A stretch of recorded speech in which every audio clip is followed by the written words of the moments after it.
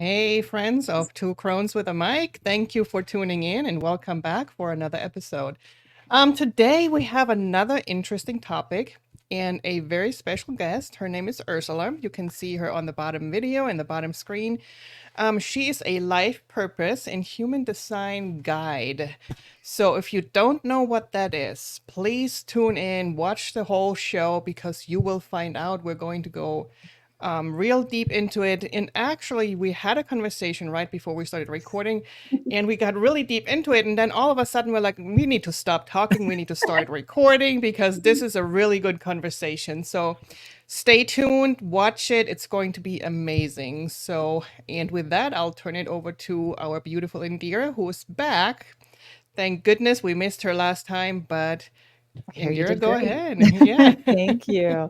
Thank you. So let's just take this moment to connect, connect with our bodies and our breaths.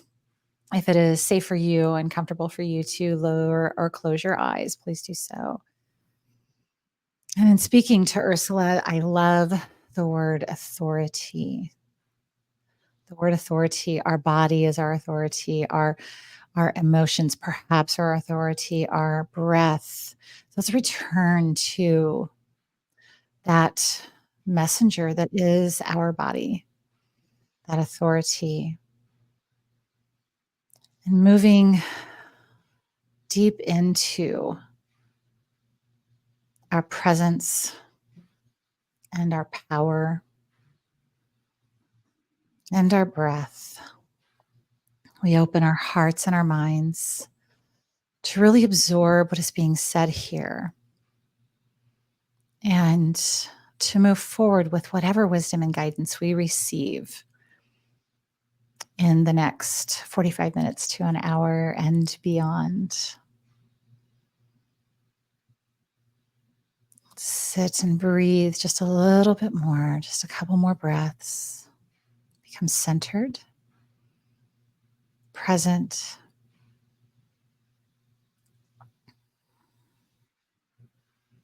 and when you are ready, open your eyes and let us join in with someone I have known for almost 15 years, I think. It's about 15 years. And Ursula, it's Tizon, is how I've always said it. That's what I learned in oneness. We were in oneness together. Am I correct? Is it Yes. Tizon? Okay. You were close enough. It's Tizon. Tizon. Yeah. And we were in oneness together. And so I was just called her Urs or Ursula. That was what I always called her.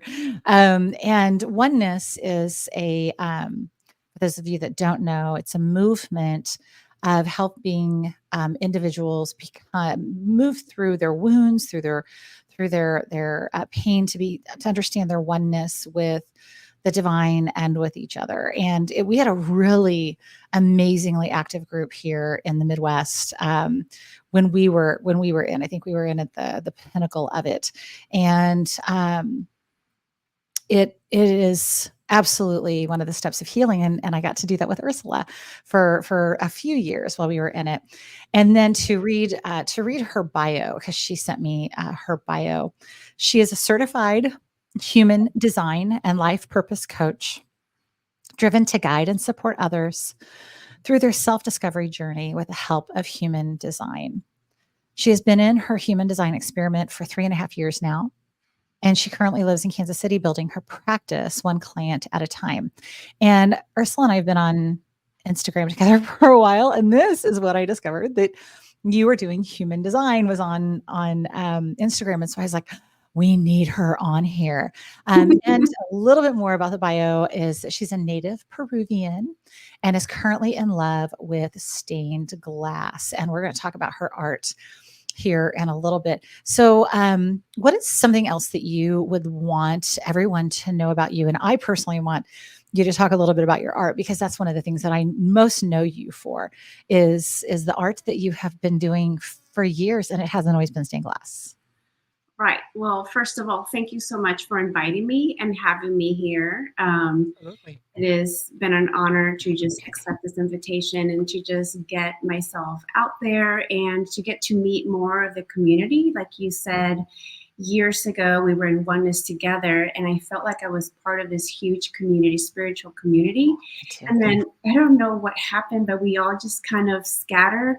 And for the next 10, 15 years, we've all found like our own way. Yeah. Our own way of doing things. And now I feel like we're being brought back together as these whole new people with new wisdom and new knowledge. And I think it's amazing. It's I amazing. agree. And like Yeah. slowly reconnecting with folks. And it's like, what have you been doing? And yeah, we're all finding ourselves. So none of this is coincidence. And I feel it's grand. I feel like oneness prepped us for our own purpose, and we're all finding our own way. Yeah. And yet we're still somewhat connected with each other. Like we had such a great community, and I'm still seeing them on Instagram. I'm still seeing them on Facebook, and I'm seeing everybody, like you said, just finding their own way. And what I loved about what I was seeing on Instagram about you is that you wrote a book about this. You actually wrote like a booklet, basically kind of a how-to guide. Is that right? And which kind of leads to me, it also is that creative side that you have, because when I knew you, you were doing silversmithing and wire wrapping. That's right. Yeah. I'm also a rock hound. So my love for wire wrapping started with all the crystals and their healing properties. And I wanted to find a way to wear them aesthetically. For me, beauty is important, and not just beauty like from superficial. I feel like life is beautiful, but just creating beautiful things, refining them, evolving them to a place that it's aesthetically pleasing. So I wanted to wear crystals in a really chic way. So that's how I'm wire wrapping. But I've always been an artist. I'm extremely dexterous with my hands. That's part of my gifts. And before wire wrapping, I did ceramics at the Kansas City Clay Guild, shout out. And before that, I did oil paintings and watercolors. And I went to college for graphic design. So I've always been an artist of some sort. And just part of my design is I tend to switch either mediums or interests. And I used to beat myself up about it, and human design has helped me shed that guilt, because I am actually designed to do several things and to have several interests and jump from one thing to another. So right now I'm currently in love with stained glass, and I do fairs around town, and I have a website, and You have your website on the banner, so they can go to that. Well, that's my personal website. I also have an art one, so I'll probably put that up in the chat here. Yeah. It's where I sell my art. And I have my stained glass in several places around town. In the West Bottoms, there's 2 stores that carry my stuff.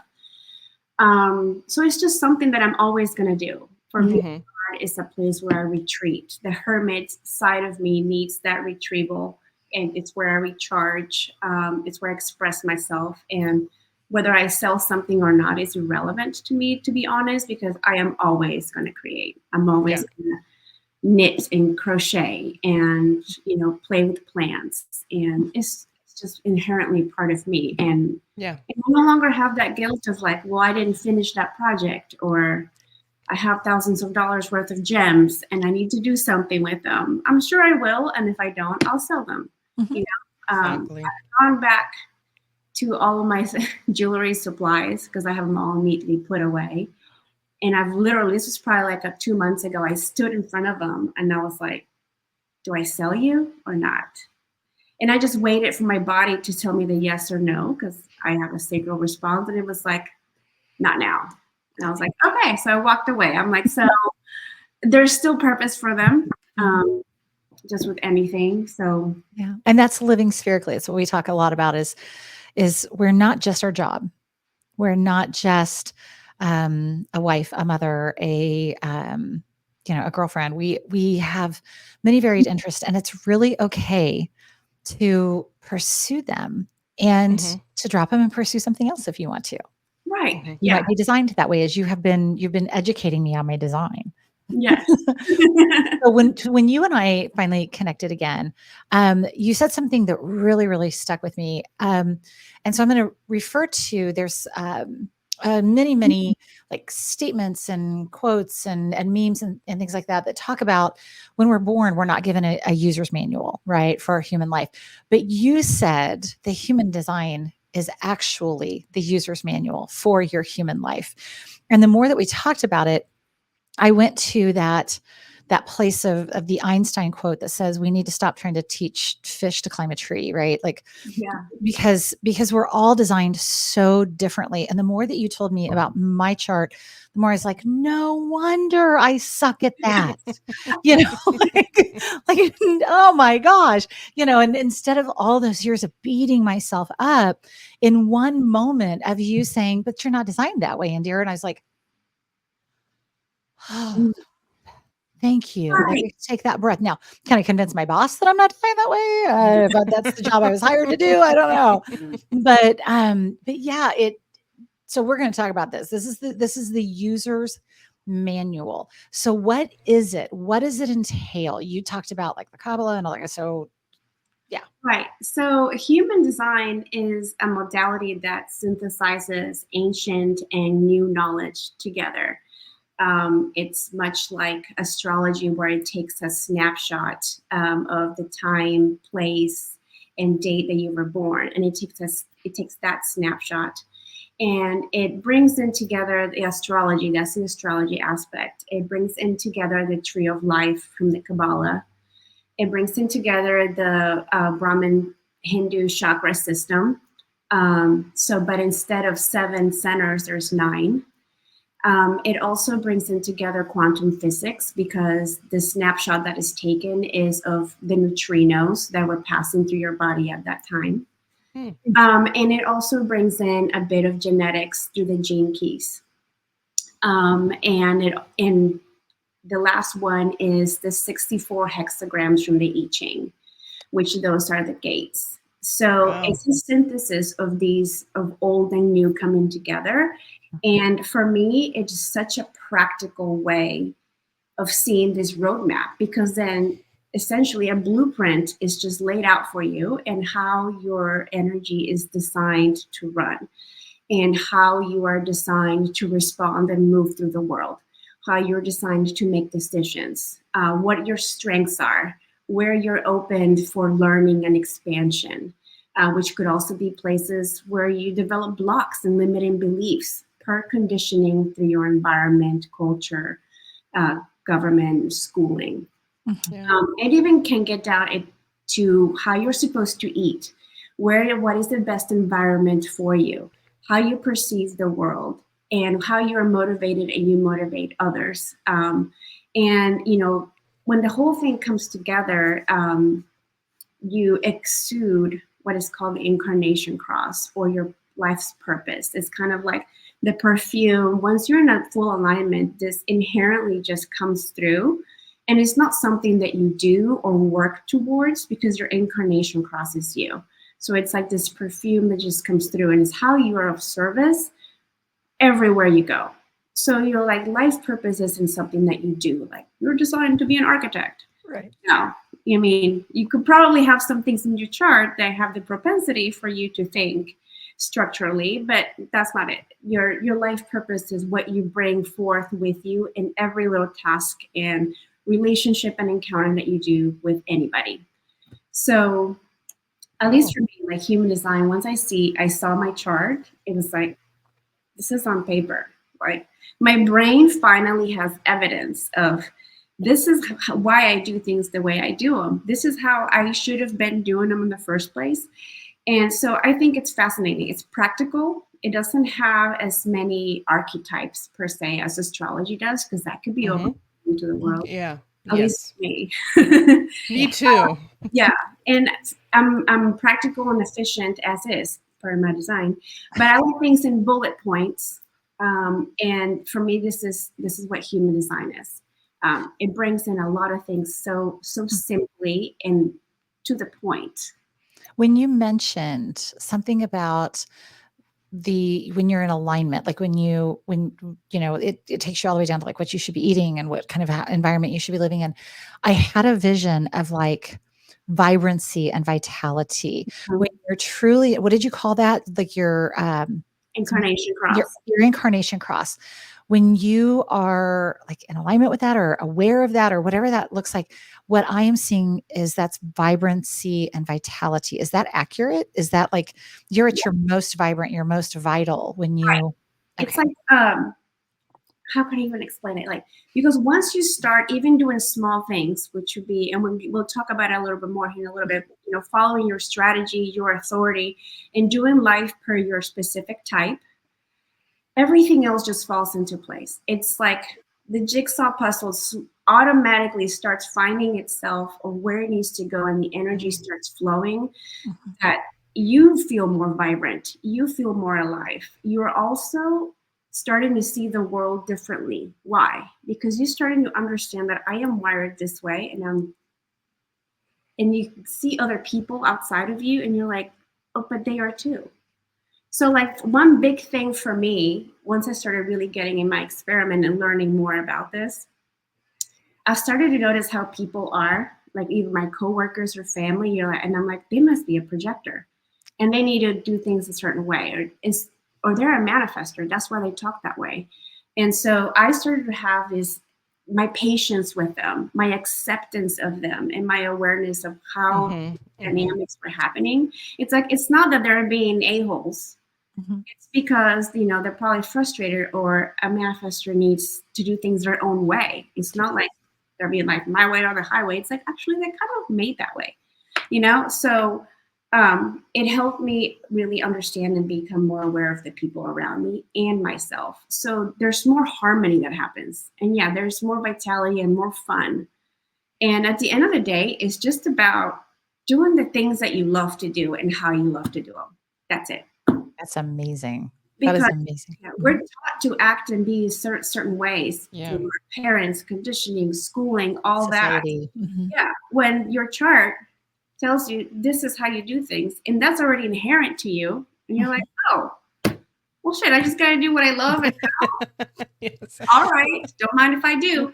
But then that's when we also run into trouble, because subconsciously we're like, but I should be this way. Yeah. Right. Or I should be acting that way. Right. And that's where the experimentation happens, because it's not going to be an overnight thing. No. And even after you find out what your chart is and your type and all of that, it's still an experiment that each individual person needs to play out the way that they need to play out. Because this isn't a dogma that needs to box you in. It is. Every person is completely different. And I always tell my clients and people, like, yes, this is amazing knowledge. Use it to work per you. Something doesn't work, throw it out the window. Don't worry about it. So I have this image, like I keep getting images talking to you, and I haven't had images in months. So thanks for opening up my third eye chakra today. But I have this image of like, as human beings, we expect birds to be a particular way. We expect fish to be a particular way. We expect dogs to be a particular way, all of that. And we expect humans to be a particular way. But what we're realizing is that there are many, through human design, that there are, just because we're a human being doesn't mean that we all have the ability to do accounting. Doesn't mean that we all have the ability to do art, that we have, like even artists will say, oh, well, you can do it. Everybody can be an artist. It won't look the same. Exactly. It will feel the same. It'll feel like torture to somebody who they're just not designed that way. And that's okay. Like that's perfectly fine. But I all of a sudden I'm like, I realized that we are pigeonholing human beings to be what we think human beings are supposed to be. Right. And I'm like, why are we doing this? Why are we pigeonholing us as human beings? Now I'm starting to understand we need a lot more human design. So do you want to tell us a little bit about, you pulled up our charts.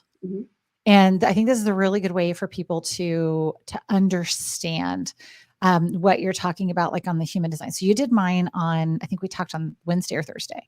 One of those days. And then you just did Bettina's a little bit ago. So, but I remember you just like literally pulled it up on the phone with me, and you just started to describe me to a T within 30 seconds. Pulling that chart up.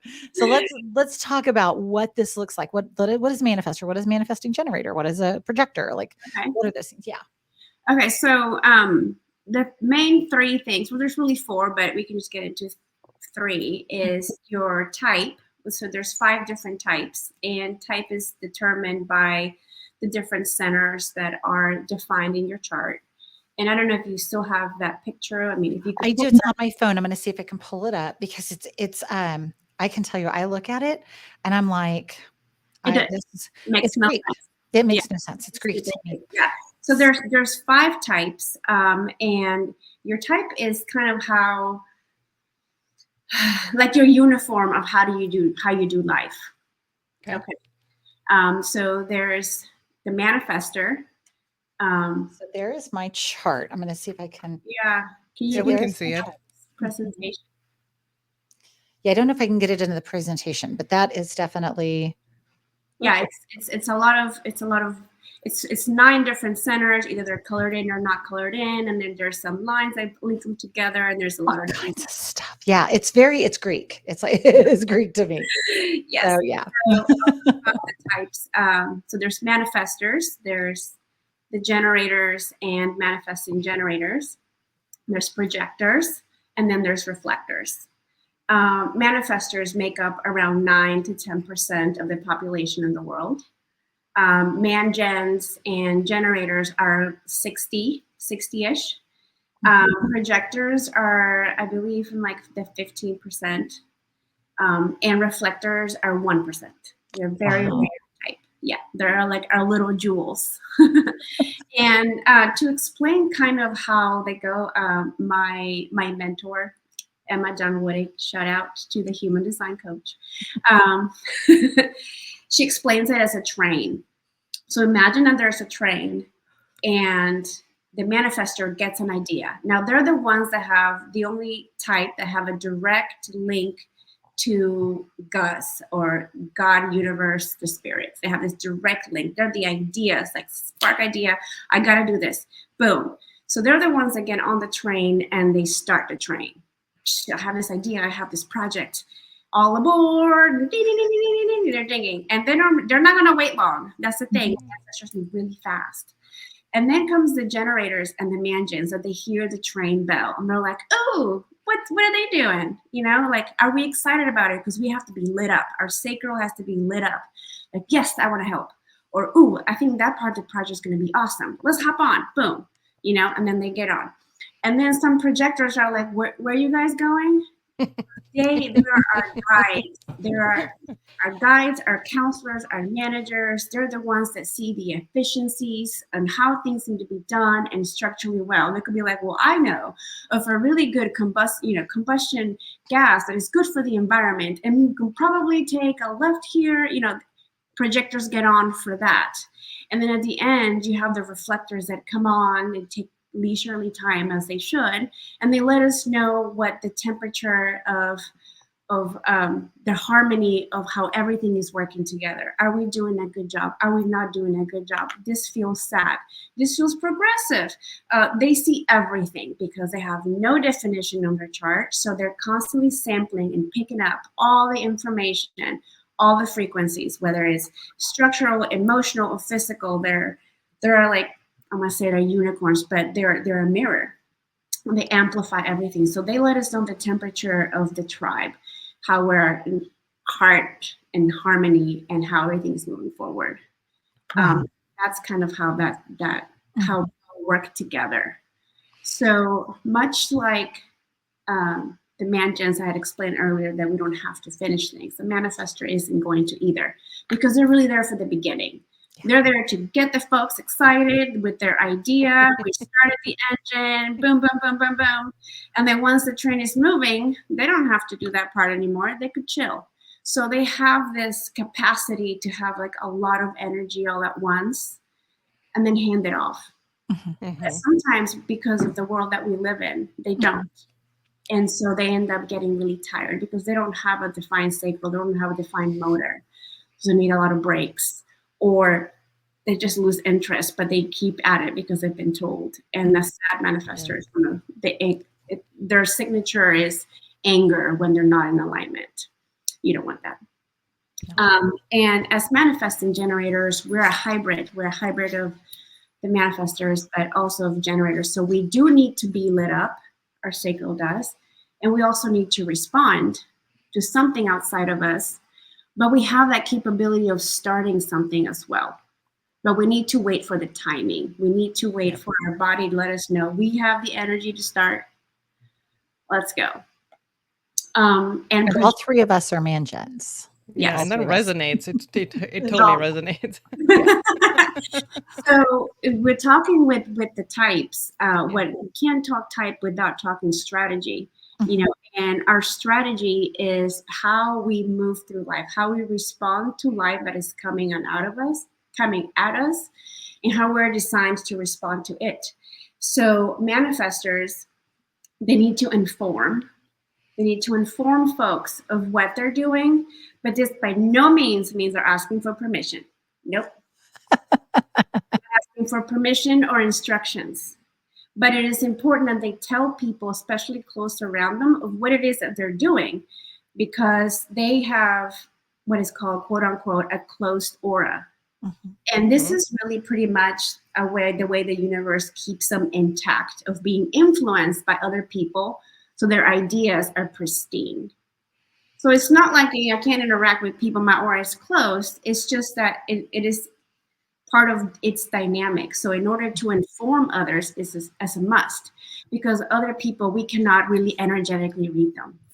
So sometimes you come across these folks and you're like, God, they're really standoffish, or like, oh, they're so self-centered, or like you can feel them come in the room, you know, because it's odd, because your auras can't sample. So they need to tell people what they're doing. That way everybody's on the same page, because otherwise it's like, what's she doing? Like, she's not, hello, we're in a team, you know. And they're not on the team. It's because the manifestor is already on step 4 of what we're going to do, what we need to do. Like, God, you folks are slow, you know. So they need to inform. That's their strategy. As man-gens, we also need to inform. Again, this is not asking for permission. It's just telling people what we're doing before we do the action. But we've already decided. Like an example is when I decided to sign up for my coaching certification, it was a big investment, and I knew it was going to impact not only like my partner at the time, but our money, you know? Right. But I had made a decision. Like, I knew inherently in my body, I was like, no, I am meant to guide folks, and I need to properly know how to do it. Right.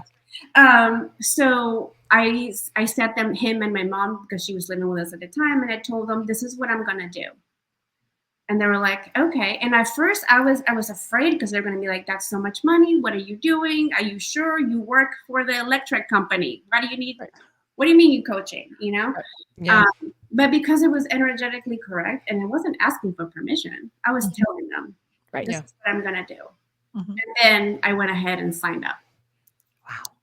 Wow. But it was also in responding to things outside of me there were signs that I kept seeing. I kept seeing things on my algorithm about coaching, and the podcast that I was listening to, I was really into listening to Sahara Rose. I love this lady. She's amazing. And then all of a sudden, well, actually it wasn't all of a sudden, but she opened up her school. Well, her school was already open, but she opened up enrollment for her certification program. And I was like, so that's me responding. I took the decision, then I informed folks, and everything was hunky-dory.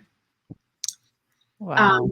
And so for generators, it's just about responding. And that is about, what is it lighting me up? Do I feel a pull towards it? Because a generator's and a manifesting generator's aura is huge. And the more that we do the happy thing, it grows exponentially, and it encompasses people around, and then everybody's happy. A happy generator makes a happy house and a happy workplace, because we're doing the thing that we love, and we're generating more and more energy, more vitality. Folks around us want to do the thing, or they want to help out. They want to get in on the mix because we feel good, and then they want to feel good. And if you think about it, like, the world is like 60% plus generators. If we were all doing the thing that we love, how fucking happy will we all be? We just need we just need the generators all happy and doing the fun thing. Right. Yeah.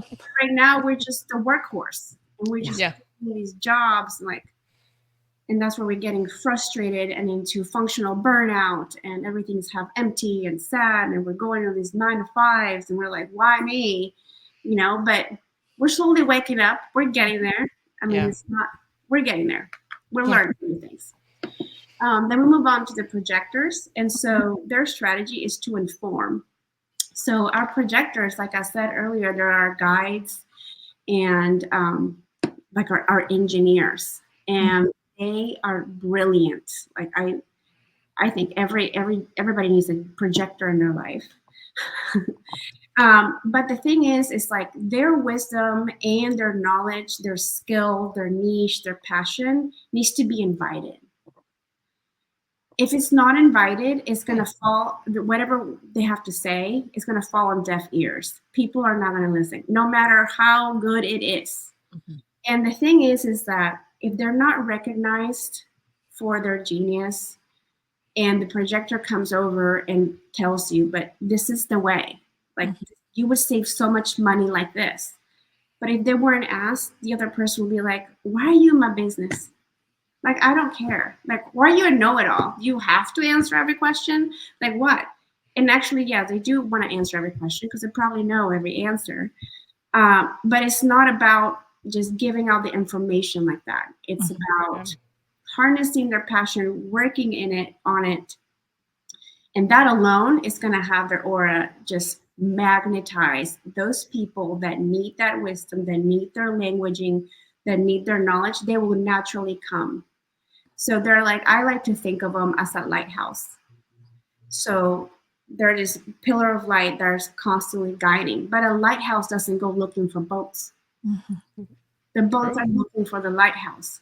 What the lighthouse needs to do is continually keep shining its light and getting brighter and brighter and brighter. And the only way that happens is when the projector continues to work on their craft or their niche or their passion in between invitations and trusting that whoever is needed will come. So you just described an entire situation at my work. And rather than that person getting to continue to work on it and those that were ready for it would come, they got rid of it. They got rid of the projector. They fired it. Because they were still in the place of, who are you to tell me what to do? Who are you? And it wasn't invited. And so imagine if indeed that person was a projector, and they were actually invited, they would have just. I know they want to fix it all, but I told my projector clients, it's like, I know you know the answer. Just say it in your head.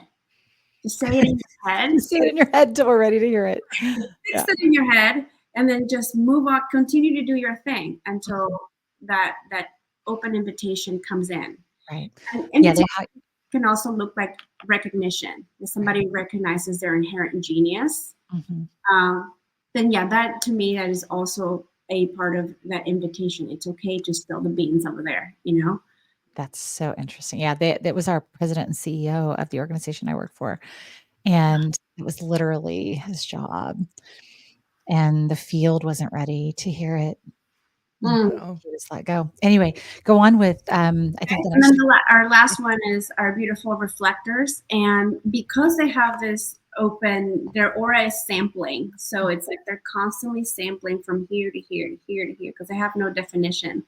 They're kind of designed to live by the moon. So they're very intrinsically connected to the moon and all the different phases that it goes through, because they have to wait 28 days or a lunar cycle to either make decisions and move through life. They're highly, highly impacted by their environment. So who they're around and the place that they're in is important to their well-being. And they need to do things like placidly and in their own way. They're like, if you ever see, like, think of a nymph, in a beautiful garden, just like by the waterfall, brushing her hair. That's a reflector. You know what I mean? And not take things really like personally and in hand, because Yeah, because I have this sampling aura, it's like, and their everyday changes from day to day to day. One day they could be punk, the next day they could be preppy, the next day I want to be sporty spice, and the next day I want to be a cook, and the next day I'm going to be an acrobat. Like things are going to change.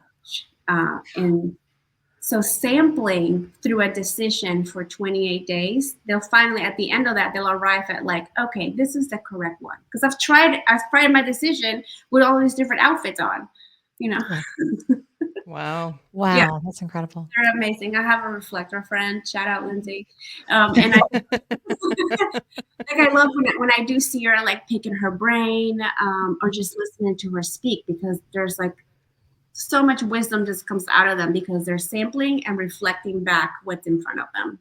Wow. Oh, okay. That explains it. That's Yeah. Okay. incredible. Yeah. So And then there's strategy, which was very interesting to me. Yes.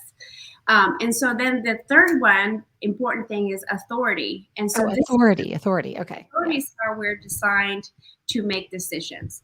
Authority is a feeling in your body. And authority is going to guide you through those breadcrumbs that the universe is giving you to like, this is the correct one, this is the correct one, this is the correct one. And there's several types. It's not just like 5s. But I'll just go over the main ones. And so my authority is the first one is sacral. I'm going to go with that one. So sacral authority, that is just for generators. Because as generators, we're the only ones that have that defined sacral center. And that's the main motor of the whole system. So we're the energizer buddies.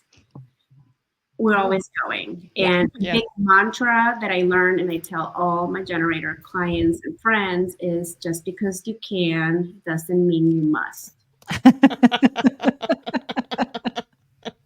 That hits home. Because we could do it. Yes. Right.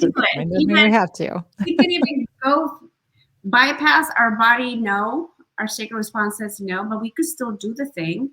But we're going to end up in frustration. So when a generator is frustrated, that is a huge sign that we're out of alignment. We said yes to the thing that we did not have the energy for. And sacral authority is quick, it's fast. Yeah. And for you, Indira, this is the other big authority. It's called emotional authority. And that means that you have your emotional center or your solar plexus is defined. And you would have what is called an emotional wave.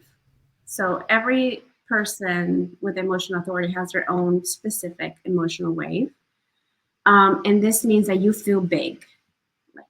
Emotions are a big part of you. And obviously it's how you are meant and designed to make decisions. So it would be to not make decisions at an emotional high or an emotional low. So it's learning what your emotional wave feels like at a neutral. And that requires time and experimentation with how you feel from every day. So hopefully, since when we talked a couple of days ago, you kind of started noticing, today I woke up happy. Yesterday I woke up gloomy. Yeah. Today I woke up hungry. There's going to be like an emotion that comes through, and you're going to slowly get to know yourself, to know like what's my high, what's my low, and then allowing yourself to feel the feels. Like if you wake up gloomy, well, fuck, it's going to be a gloomy day. Right. You know what I mean? Like, keep the blanket closed and candy. It's going to be one of those days, and it's okay. We've been so conditioned to always be happy. Yeah. Happy. Oh, what can we make you happy? Or and it's okay to not be happy. Yeah. You have to be, and it's actually healthy for you to feel the feels as they are. Yes. So when you start suppressing them, that's when the pressure gauge starts going up. And eventually you might end up sick, to be honest. Like physically sick, because you're not fully letting yourself express. You're meant to be emotional. Right. That also means that you have to wait to make decisions or to commit to something. And I know you don't have kids, but if you were to have kids and then they came over like, Mom, can I go spend the night at blah, blah, blah house on Friday and it's Tuesday? I'll let you know by Thursday. what I mean? Like, Yeah, I do. Yeah. especially if the other kid's sketchy. You know what I mean? Like, y'all gonna get in trouble, you know? And it's so hard when you are an emotional, like I probably, because I've had, even in the last, 6 months, somebody that I work with, you feel everything. You're so emotional, and it was not said kindly, and I'm like, Hmm. I'm meant to be. yeah, at the time I kind of took, I was like, I'll try to do better, No, like, Oh and, no. because I was, making them uncomfortable, and now I'm just like, you know what? Yeah, this is how I'm designed. So I'm here to be the feels, I'm you know? here to be the feels. And I'm always cognizant of everyone else's feels. Like, I want to make sure that everyone feels heard when we make decisions and we do things, Yeah, because of my feels, because I have those feels, and I want to feel heard. So Yeah. it's how I behave. exactly. Yeah. Wow. And there's one, two, yeah, there's like five other kinds, and just for the sake of time, I'm not going to Mhm. go fully into them, but I figured I would touch at least on those two Yeah. species. Yeah. Yeah. Bettina and I have sacral authority, and you and Emotional. Kara have emotional. Yeah. So to take time, and Bettina, it's right there on the spot, Yep. the That's true. body. Yes. But yeah, there's a lot of beautiful things and easy and practical things to put into place once you have your chart pulled up, and either have somebody read it for you, Mhm. or go down the rabbit hole yourself, which is how what happened with me. Like, I found human design during the pandemic, Hmm. and I decided, like, instead of like getting drunk and fat Yeah. 2 years, like, I was like, I'm not. I actually was basically sober. I lost 15 pounds, and I found human design. I started listening to more podcasts, and like, I invested in myself. It's like, Yeah. I'm 50 Yeah. home. I'm going to do something on the other end of the spectrum, and I'm just Hmm. not going to follow the norm. So that's what I did. And for at least a year, I just went down this rabbit hole of, what is this? And I took every free workshop. I started following people on Instagram, podcasts, and just taking it all in. And the more that I learned, the more I got lit up. And so that let me know, like, I'm onto something here. Yeah. Because it just became more than just like some fun thing, like, oh, I'm a man gen, and I have sacral authority. No, like, I wanted to know more, because Right. this encompasses so many things. And I started to feel like deconditioning Mhm. things that weren't mine, beliefs that weren't mine, limited beliefs that were given to me by the people that raised me. Mhm. Because I started getting permission slip after permission slip after permission slip, the more that I got into my experiment in my design. And then things outside of me started happening, like, naturally, like serendipitous things, money things, opportunity things, like, just started coming at me. And that's only because I started doing life how I am meant to and designed to do. Mhm. So it was last year that my mentor and the one lady that I really resonated with, because there's a lot of voices out there. So I would say Mhm. to folks, if you want to get into human design, find that voice that you really resonate with, Mhm. and just either stick with that or have several voices. As a man, Jen, I needed several. So I follow like three main ladies, but this one that I love, she's in Australia. She opened up her books for a mastermind class, and it Mhm. was certification. It was 4 months, and it was a big investment.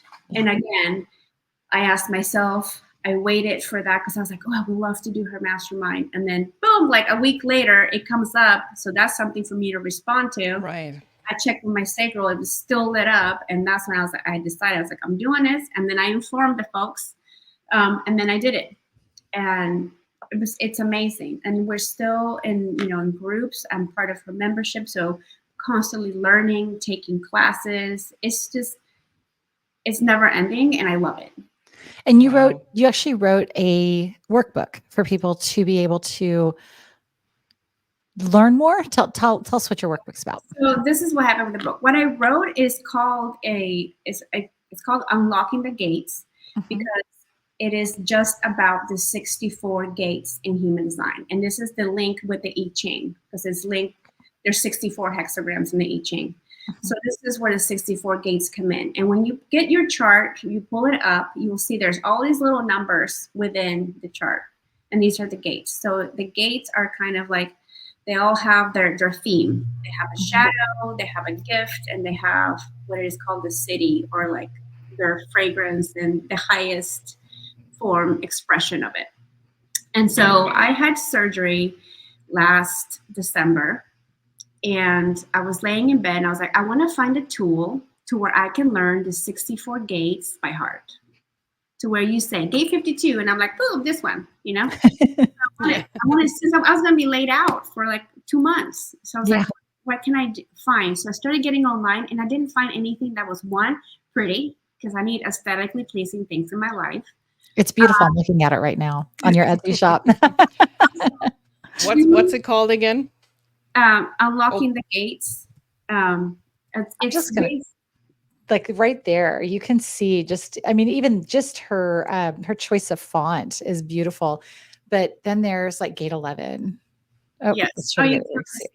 Yeah. Oh, cool. So it's it's a study guide / journal. So I go through the 64 gates, and on one side I have pretty graphics, but I also information on each gate, like, because there's a lot that can go into it, but I want it to be practical and something that I can jot and learn real fast, know where, like what center is and all that. And then on the opposing page is journaling. So I have questions that relate to this gate, because even though you may not have that gate specifically defined in your chart, everybody in the entire world is always being affected by the specific gate that is going across the sun. And so those are called the transits.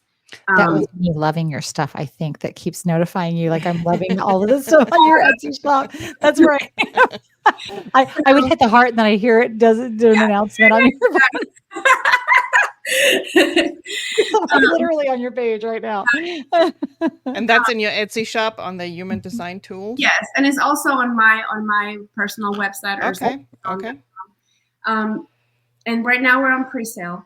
But let me just finish talking about the writing. So we're all being affected by the gates that come through every day. So not only will you be learning about each gate, but you're also reflecting back on like the instance or the time or the experience where that happened. So what I'm saying is everybody's going to have something to write down, because we were all affected by these gates throughout the entire year. Okay. Each gate goes through the sun. It takes them 6 days. And within each day, there's a different theme, because there's different lines, but I'm not going to get into that. Right. So when I was laying there, I couldn't find something. So I was like, I'm just going to make something. And so I utilized those 6 weeks when laying in bed, designing this book, basically booklet. It's like a study guide journal. Right. Because you are studying, but you're also journaling. Yeah. That's been a whole thing, because finding publishers, and then that fell through. Then realizing what I really needed was a printer, publisher, because I already had everything done. But I wouldn't have known that unless I kept following my sacral response. So I had put several things out on Instagram of like my woes about it. And so people would, I had a friend, I haven't talked to her in also years, but she responded, and she gave me a link to her sister-in-law, who is a publisher in Hawaii. And I was like, okay, cool, I'm gonna respond to that. So I went and talked to the sister-in-law, and she's a publisher. But then she's the one that told me, you need a printer, not a publisher. And then I told her what I needed. She's like, oh yeah, well, you need to do this and this and this. And so she gave me the lingo. She gave me what I needed to really look up. And so with that, I went and kind of refined my search, what I needed. And I found the exact people that have been able to convey exactly what I had in my head. Because I don't know, do you guys know who Erin Codron is? She makes these cool notebooks. No. Okay, that's what I wanted. I wanted an Erin Codron notebook, okay, with my stuff in it. Yeah. So I literally, when I emailed, I asked her that. I was like, do you, blah, blah, blah, blah, blah. And they're like, oh yeah, we do. And I was like, oh, shut up. And they've been nothing but awesome, like nothing but awesome when they're working with me. So yes, that's pretty much happening now. Because I put in the order for the bulk order and they get shipped out from their warehouse. So I don't even have to deal with that. But I did order some for me to have on hand when I go and do live person things here in Kansas City. I'll have them on hand to be, you can hold them and look at them and all that. But yeah, you basically just order through my website and that gets sent to the printer. Printer prints, ships to you, and there you go. So cool. That's exciting. And now I'm on the Erin Codron website. That's how that happened. I wanted something that wasn't out there, and I saw a niche that needs fulfilled. Yeah. And human design is starting to take off more and more. More people are talking about it. They're like, "What do you say? What's going on?" And I'm here for it. I'm here to guide folks, to share like what it is, and if they want to dive deep with me, totally can. Like I do unpacks, and with every unpack, which is like 75-minute long over Zoom, I also give you a 35 to 40 page PDF of you, like your little manual. So you can refer back to that. And then I also have a 4-week, it's bi-weekly, like 4 sessions. Actually, I'm gonna extend it to 5. I was really meditating on that today. Should be 5 sessions, bi-weekly sessions where I really take you deep into your design. And we also work on whatever it is. Like if you have a goal, like examples. I've had several clients to where they're empty nesters now. And they're like, what do I do? What is my life purpose? Who am I? Who is my husband? Who are my kids?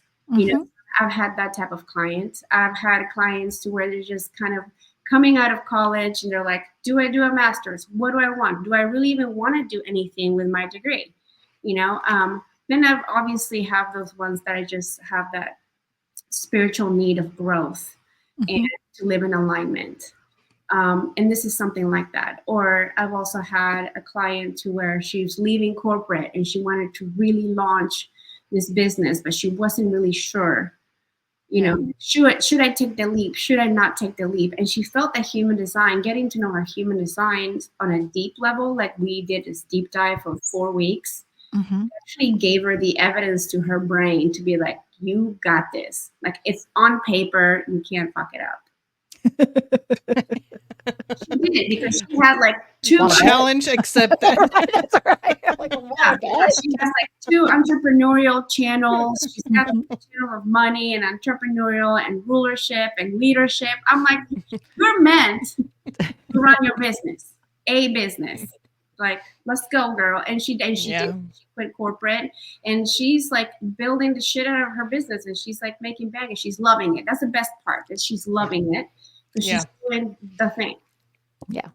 That's wonderful. So, doing a deep dive like that is super helpful. And I also have like one-off coaching sessions. Like if you come at me with a question or a problem or a crux on the road, then I'm going to help you through it, utilizing your chart, seeing like, okay, you have this as a strong point, or this maybe where we work through it together. So those are kind of the offerings that I have going on. That is amazing. That is amazing. I'm going to start in-person workshops here in Kansas City. I know I'm going to be at the Karma Community Market Spirit Fest. I think it's in September. Looks like September 7th from 12 to 5. We can put that. Can we put that in a banner? Tina, do you have that? And so the fair is from 12 to 5 p.m. I'm going to have a little table, and I'm going to be doing 20-minute sessions. So I have like 10 minutes in between clients. So that's probably like leaves room for maybe just 10 spots. Yeah. But I want to start making these in-person connections with people. I also want to do, and I have it all planned out to do, a 4-hour beginner workshop to where we all get together, we really all dive in, and it's going to be interactive. I'm going to have like games. I'm not going to just like talk at you because that's boring. You know, we have games and interactions so that people can get to really feel their design. Like, yeah, I'm a man gen, like projector magic, you know, like, and how to help them like deal with their kids and your loved ones and your partners and your boss. And yeah, it's going to be awesome. That is amazing. You'll have to let us know when you decide to, yeah. I have to land on a date. That's where I'm at right now. I need to land on the date and just book the room. It's probably going to be at Karma because they have the space. Yeah. And yeah. huge shout out to our friend Sarah Wakeman, who is at Karma Yes, Community. Sarah. We all love her. Yes, yes. Well, this is amazing. So before we close, I was wondering if you would be willing to give just an example of how Bettina and I are separate and potentially how we're alike. And in that separate thing, what is some advice you would give us if we were to, you know, like whatever makes us to, like, she's sacral, I'm emotional. Maybe we just talk about that. And what does that look like for both of us? Because we do a lot of work together and we have a lot of plans together and we make decisions differently. Okay. Yes, you do. I have hers up real quick, but let me pull yours up real quick. So I have my library client. And real quick for the people who don't know how you get that information, it's with their birth date, birthplace, and birth time, correct? Yes, there are several websites out there that you can pull up your chart for free. I would suggest just Googling, but one of them is like geneticmatrix.com. And I can also send you guys that information. That way you can add it to the show notes for later. Right. Eventually we'll get it to where I can add a link on my own website. But I have to like build that on, and right now I'm on Squarespace. So right, understood. Okay. So, and you have the defined head. Okay. So I would say both of you are manifesting generators. So that's great. You guys can get a lot of shit done real fast, you know? Which we do. Which you do. Once you guys are lit up and there's a plan, That's true. Let's go for it. Like boom, boom, boom, boom, boom. It's happening. And the other part is you can get stuff done. That's great. But Indira, you have an emotional center that is defined, and yours, Bettina, is open. So this is kind of getting a little bit into the weeds, but for the sake of this, we're going to go for it. Anytime in your chart that the little shape is not colored in, it means it's open, or it's open. Yeah, it's open. Let's just say that. And when it's colored in, it means it's defined. Okay. So what does that mean? Defined means that there's consistent energy through that center. So consistently, that center is always going to be lit up. It's reliable. There's always going to be that happening. When it's open, it's an area of growth, is what I would say. But you are influenced by the other who is defined. Because it's like, so you can't, Indira is always going to condition or come in the room and be the emo, right? And she's gonna affect you, Bettina. But I do. No kidding. We figured that out. We talk about that a lot. But here's the superpower of an undefined center. Because it is open, it's like you're feeling everything that's coming at you amplified. So if Indira is having a bad day, level 3 bad day, Bettina, you're gonna feel that at a 6, like ASAP, right? Oh my God. We're not making this up. This is exactly what we always talk about. It's like so you feel her amplified. Yes. But then you also reflect it back. And then Indira's like, whoa, where did she come at me with that dagger?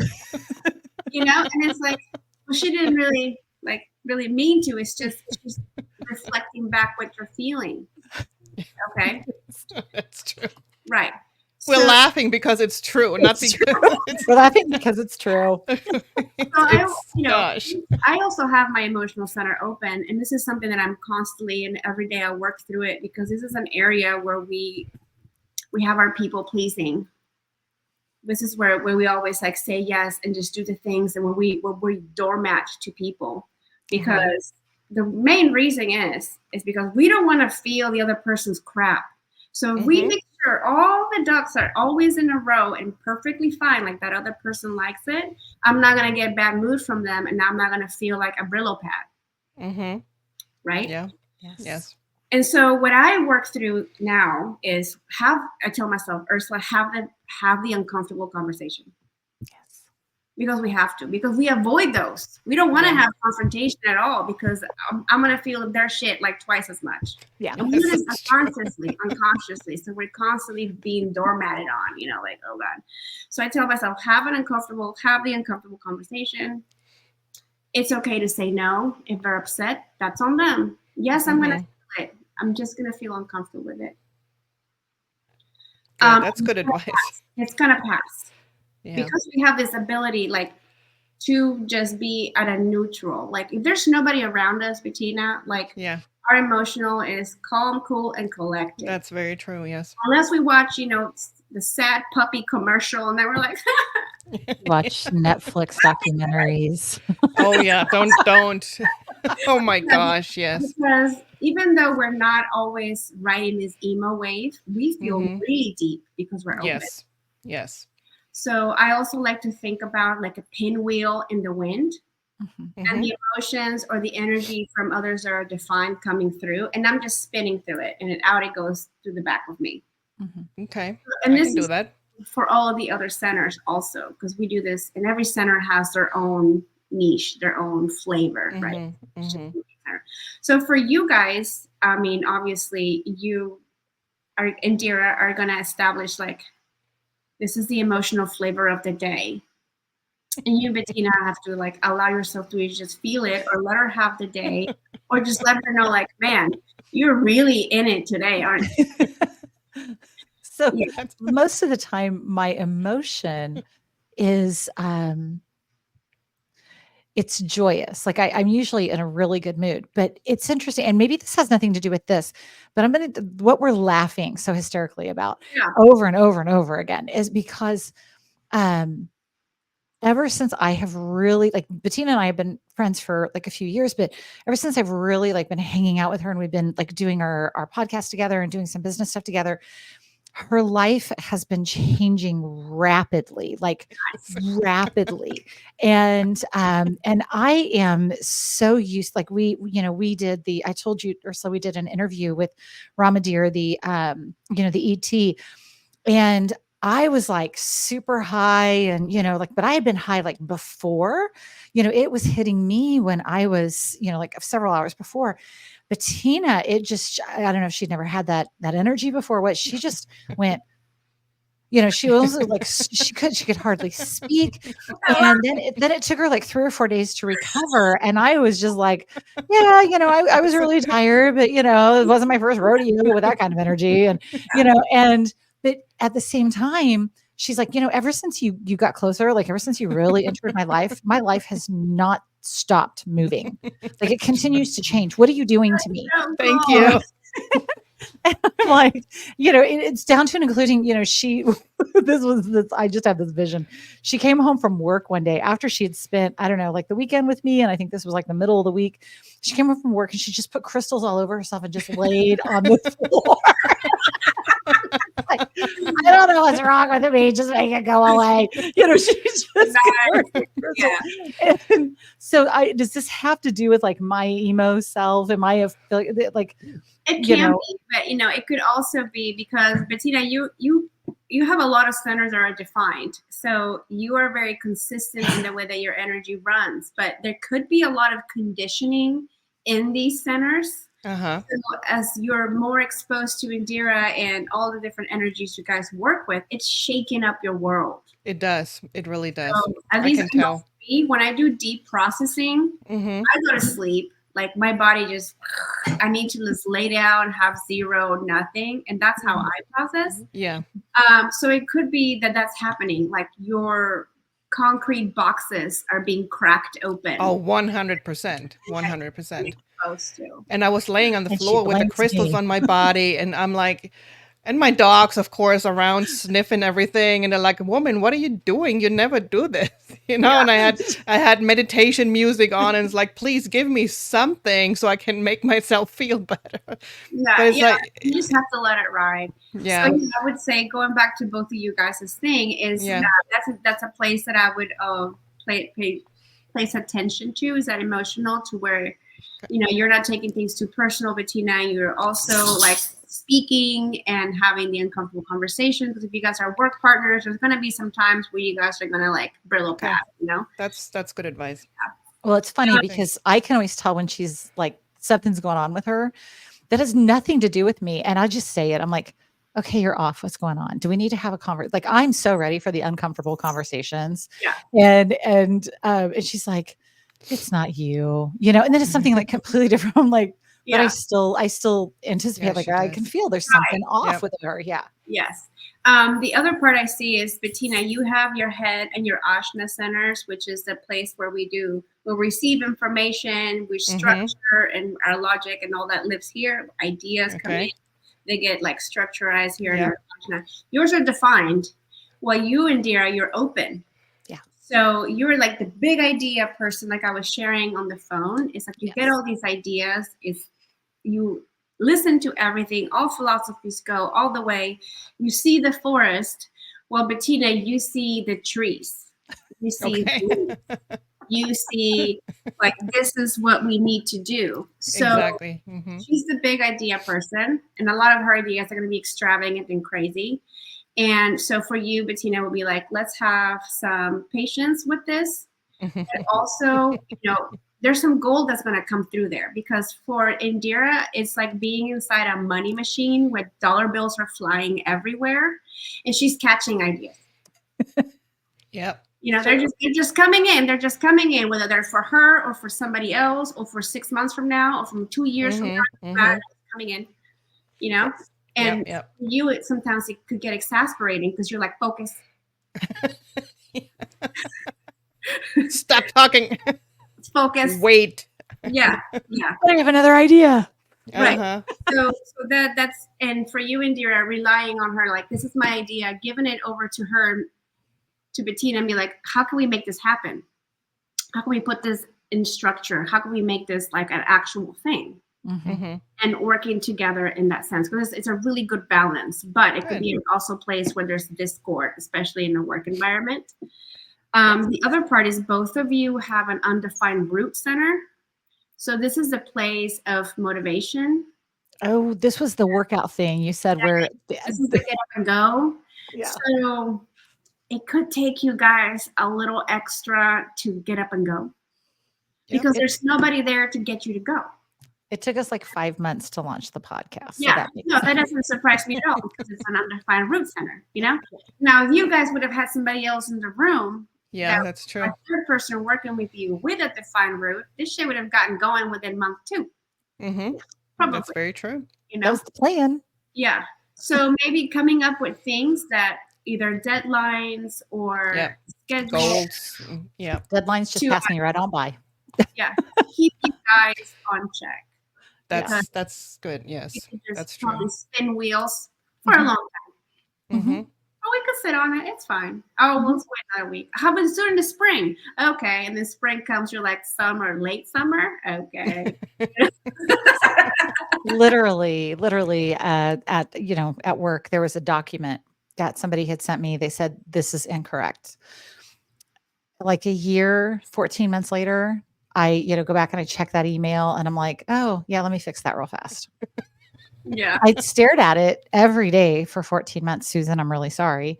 But and then finally I'm like, hey, Susan, I fixed it. And she's like, thanks. 14 months later. Yeah. And I guess the other part is, both of you have an undefined heart center, and this is our place of willpower. and our ego, yeah, like our materialistic, like 3D ego lives here. So willpower and ego, and competition lives here, and both of you guys is open. So again, going kind of like the motivation thing to get you to do things. It could take extra.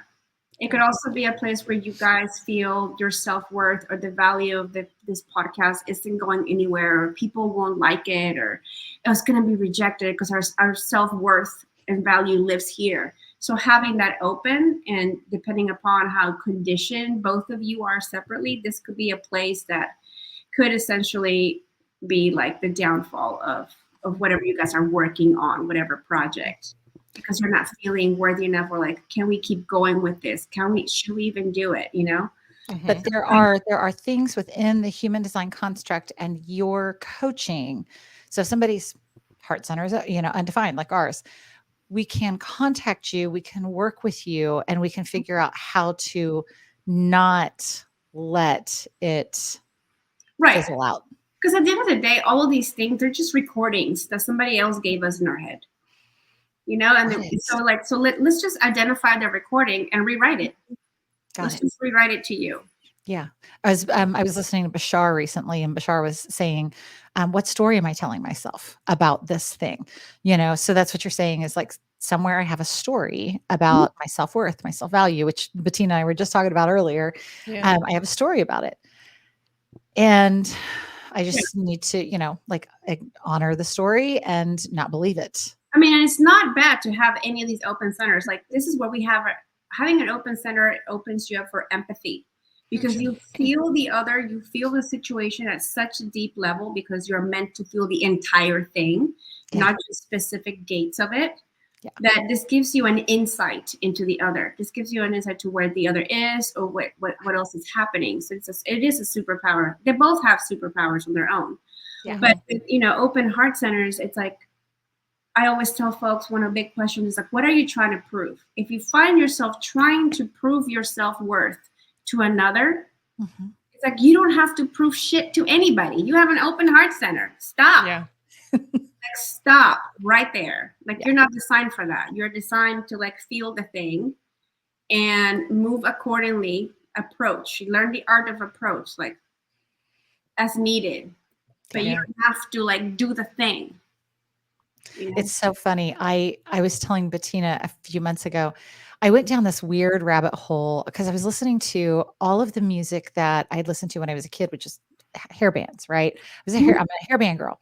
And I was really needing a lot of comfort because my life was in a lot of turmoil, and that was giving me a lot of comfort.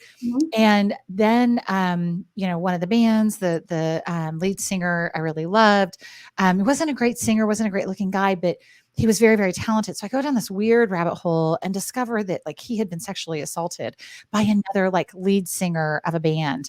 And so then I go down this rabbit hole trying to figure out where it is. And I mean, it was hours and hours on there. And my coworker, Erin, said, the thing about you, Indira, is you make me care about stuff I really don't normally care about. And so all of a sudden she has all these feelings about the lead singer of Warrant, Janie Lane, because of the story that I'm telling her. She's like, you make me care about stuff that I wouldn't give two shits about any other time, but because you're so passionate about it, you have all these feelings about it. Now all of a sudden I care. Yeah. And that's who I am. That when we're talking on the phone, I told you about that in that channel that you have. It's called the intimacy channel. It unites your solar plexus with your sacral at 59.6. And this channel is all about intimacy. And it's intimacy on all levels. It's not just the one that we know about, which is sexual, but it's having that vulnerable conversation. It's getting in there and having these deep connections with people. It's about connecting and just getting into the nitty-gritty. And that's part of your jam. And this is, you really connect, and you're like, I need to know what happened and get down deep into it, and it's a penetrating channel. And some people may find you that it's too much, and other ones just love it. And who cares about the rich people? You're just not ready for that, because you're here to like show them like, well, this is where, blah, blah, blah. But yeah, that has to do with that channel, especially because your coworker was like, now I care. And you're like, exactly. But you should care. Yeah, now everybody cares. And now I'm like, because she's doing stand-up comedy. So now I'm like one of her jokes, Nice. like lovingly. She's like, yeah, she tells the story of how like I walk in and after doing a deep dive and somebody else is like, I do this all the time. And like it's not just Janie Lane. I do this a lot. And she's like, walks she walks in on a Monday, and I'm just like trying to recover from the weekend because she's got 2 kids and a husband. And she's like, the next thing you know, I actually care about this hair rocker guy, like there I am, like It's the just magic caring. of that channel. Yeah, Yeah, I love it. It's just gonna get serious real fast, and we're gonna go deep. I do. Poor Bettina. We do that, and then, Yeah. but then we'll like dive right out too. Like we'll go super deep, and then because I think we were having a fairly deep conversation when we rounded the bend in Cahokia, Illinois, and I saw, because we decided to go open the Akashic records at the Cahokia Mounds in Illinois, and so we like drove to St. Louis to do this, and I think we were having a really deep conversation. Then we rounded the bend. I'm like, "Is that the mountain we're supposed to climb?" I'm not prepared to climb that mountain today. I am not prepared to do that. We're in flip flops and sundresses. What are we doing out here? So we went like from really deep to like real, like laughing hysterically, and then it was like that's not the mountain we had to climb. But Yeah. at the same time, yeah. So I do that a lot. I can go really deep, but I can bounce right out of it, and like have a really like intimate laugh at the same time because we were cracking up. Yeah, for you, it's not a big deal, but for No. people who don't have this defined or anything, it could be a big deal. It could be serious because it's something that we just don't open up like that to folks, and you're just like in and out, in and out. Yeah. This is awesome. That's funny. Well, Oh, Ursula, wonderful. thank you. So we want to go over Whew. all the places you're going to be. So so first of all, ursulatizan.com Yeah. is your website. On Instagram, Ursula Tizan, so your first and last name. Yep. You can purchase the booklet either through your website or through your Etsy, which is Human Design Tools. And I just got on there. I liked it. I think it notified you. Yeah. I also liked your thing. You got notified about that. And then on September 7th from 12 to 5, you are going to be at Karmic Connections Metaphysical Fair at Karma Community Market. That's in Blue Springs. And you'll be offering 20-minute individual mini unpacks for $30, but there's only 10 spots available, but you will have your booklets available for purchase. Yes. Is there anything else we need to know about you? No, I mean, that's pretty much it. I guess I could give you, because we talked about my stained glass. I'll put it on the chat. Yeah, we can get that from the chat and put it up on the Mhm. on the banner. So you've had that studio for a long time. Studio Play 31 They has actually been still have wire wrap pieces in there. They're super cheap now, but nobody's like getting them. But yeah, you can buy stained glass there or my wire wrapped pieces in there. That's amazing. Yeah. So thank you. Just thank you for agreeing to do this. I love that our paths have recrossed, that we get to support you, that I get to support you in this human design. And I fully expect to make some appointments with you because Yes. Yeah. I need to unpack some of like at 52 years old, I'm reading my owner's manual of my design. And I'm ready to really, really honor myself for being that feeling person, honor myself for being that vulnerable diver, and I just think it's great that you are doing this and that you are, you're helping people step further into their authenticity. This is truly your authenticity. This is authentically how you are designed. We were talking about blueprints. Like you hear a lot about the blueprints.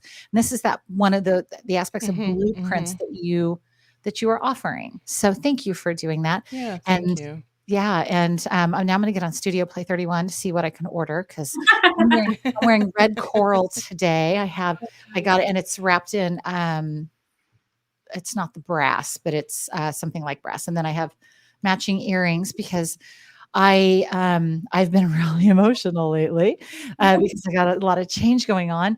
And I went to my doctor's office. I have a doctor who's a naturopath. And so she sells people's jewelry in her office.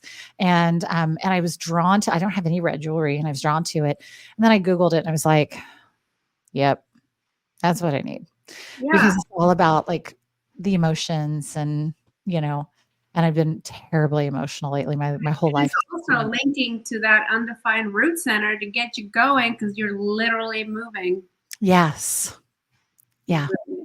So you can't make this shit up. I mean, No, you can't. you can't. We tried to. He's like, no, you can't. Like it is. No.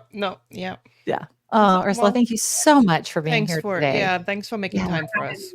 Thank you. Yeah. It's been an honor. And Yeah. I'll come Thank back you. anytime you guys want me to. Perfect. Well, 100%. Yes. Yeah. Yeah. But what we'll do is we'll do an one of us will make an appointment and we'll like kind of excavate, do those deep dives, and then we'll come back and we'll share. Yeah. We'll share what that was like. I think Yeah. people would find that amazing. Oh, that'd be awesome. Yeah. Well, thank you so much. Thanks, And Urs. everybody, bye. You guys have a great rest of your week. We'll see you soon. Thanks. Bye.